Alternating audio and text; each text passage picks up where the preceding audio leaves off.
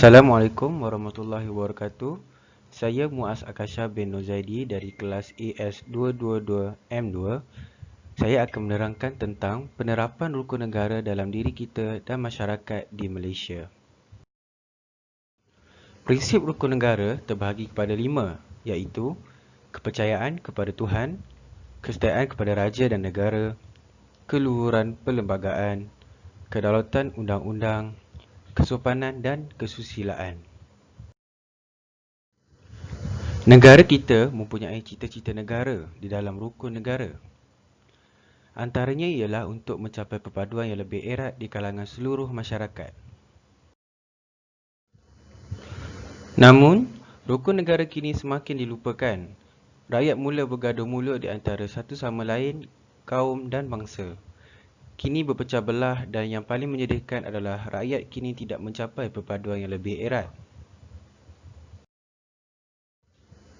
Pandangan saya mengenai cara terbaik untuk menerapkan rukun negara dalam kalangan rakyat Malaysia adalah dengan menggunakan media sosial yang kini semakin menjadi kesukaan orang ramai tidak mengira usia. Seperti yang kita tahu, media sosial pada zaman kini merupakan salah satu platform yang terbaik untuk menyebarkan maklumat. Setiap rakyat Malaysia mempunyai sekurang-kurangnya satu media sosial seperti Facebook, Instagram, Twitter dan lain-lain. Seperti yang kita sedia maklum, ketiga-tiga media sosial ini merupakan platform yang kerap digunakan oleh rakyat Malaysia untuk menyebarkan maklumat. Hal ini kerana segalanya berada di hujung jari sahaja. Oleh itu, kita boleh menggunakannya untuk menyebarkan betapa pentingnya rukun negara di Malaysia. Salah satu contoh yang kita boleh lakukan adalah dengan mengadakan Hari Rukun Negara, di mana pada hari tersebut pihak telekomunikasi Malaysia akan membuat posting tentang isi-isi rukun negara ataupun mengeluarkan iklan di YouTube dan televisyen tentang cara rukun negara dibentuk. Saya yakin rakyat Malaysia akan tersentuh apabila menonton iklan tersebut. Ku cinta negaraku sepenuh hati, rela berkorban nyawa demi negaraku. Pemimpin dan rakyat bersatu hati, satu Malaysia, sayangkan negaraku. Pantun ini menggambarkan betapa indahnya negara kita walaupun dilanda pandemik akibat wabak COVID-19. Seperti yang kita tahu, satu dunia sedang berhadapan wabak penyakit yang berbahaya ini.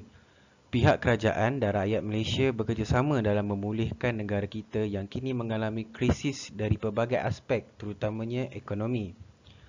Antara langkah yang diambil oleh kerajaan adalah dengan memberi arahan supaya rakyat Malaysia untuk mematuhi SOP yang telah ditetapkan.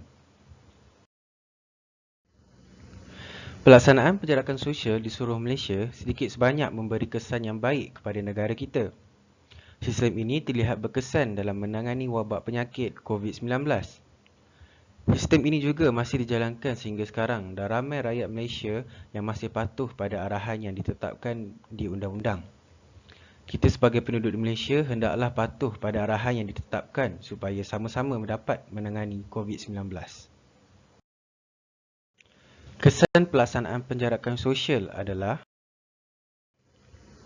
negara semakin pulih dari wabak penyakit COVID-19. Rakyat menjadi lebih berdisiplin dan mengikut segala arahan yang dikeluarkan oleh kerajaan.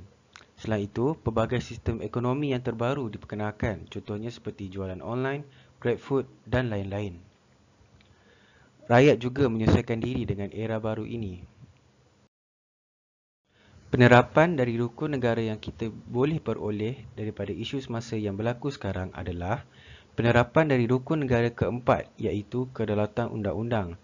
Hal ini kerana rakyat mematuhi undang-undang yang telah ditetapkan, sepertinya mematuhi SOP yang telah ditetapkan oleh kerajaan dan juga pelaksanaan penjarakan sosial di seluruh Malaysia. Selain itu, rakyat juga bersatu padu semula dalam menangani COVID-19, tidak mengira kaum, bangsa maupun agama. Sekian, itu sahaja dari saya. Terima kasih.